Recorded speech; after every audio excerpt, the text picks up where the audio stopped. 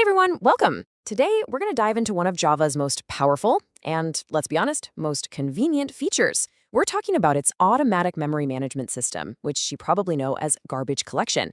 It's kind of like this silent hero working behind the scenes of every single one of your applications. So let's pull back that curtain and see exactly how it all works.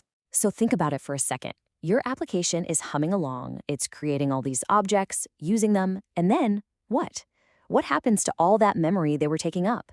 In some other programming languages, well, that's on you to clean up. But in Java, we've got this awesome little robotic janitor that takes care of it for us. So yeah, let's meet this janitor. See, Java doesn't leave a critical task like memory cleanup to chance or to a developer who might, forget. Nope, it has a built-in, fully automated solution that handles the whole mess for you. At its very core, garbage collection, or just GC as we all call it, is exactly what it sounds like. The Java virtual machine, the JVM, basically hunts down all the objects that your program isn't using anymore and reclaims that memory so it can be used again. And this is huge, because it prevents one of the biggest headaches in other languages, memory leaks. Now, to really appreciate this, you gotta see the contrast. If you've ever touched a language like C++, you know the pain of manual memory management. You have to remember to delete every single object you create with new. If you forget just one, boom, you've got a memory leak. Java's GC just takes that entire burden right off your shoulders. It is a massive quality of life upgrade for us developers, for sure. Okay, so this leads to the big question, right? How does our little robotic janitor know what's trash and what's still a valuable part of the program? It can't just go around throwing everything away. So let's break down how the JVM figures out when an object is officially ready for the bin. An object becomes unreachable, which is basically the green light for the GC in three main ways. First, you can just set its reference to null. Poof, it's gone. Second, you can reassign that reference to a totally new object. The old object is now just floating out there, abandoned. And third, and this happens all the time, an object you create inside a method becomes eligible for collection as soon as that method is done running. Its scope is over. Now here's a really cool edge case for you, the island of isolation. Picture two objects, we'll call them A and B. Object A points to B, and B points right back at A. They're connected to each other, but what if the rest of your program completely loses track of both of them? Well, they become this little isolated island. And a smart garbage collector is clever enough to see that the whole island is unreachable and can be swept away. Okay, so we've covered the what and the when.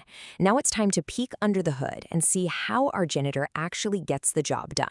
The stage for all this action is a place called the heap. This is the main memory area inside the JVM where literally all of your objects live. Every time you write new student function, that student object gets carved out a little space right here in the heap. This is the GC's entire world, its hunting ground. Now, to make its job more efficient, the GC is smart. It uses a strategy called generational collection. The heap is split up. Brand new objects are born in the young generation. And the reality is, most objects, they die young. So this area gets cleaned up really often. But the objects that survive a few of these cleanup cycles, the tough ones, they get promoted to the old generation. The most fundamental algorithm for this is something called mark and sweep. It's a pretty simple two-step dance. First is the mark phase. The GC starts at the roots of your application, think running threads, static variables, and it follows every single reference, marking every object it can touch as alive. Then comes the sweep phase, where it just walks through the heap and gets rid of everything that didn't get a mark. Simple as that.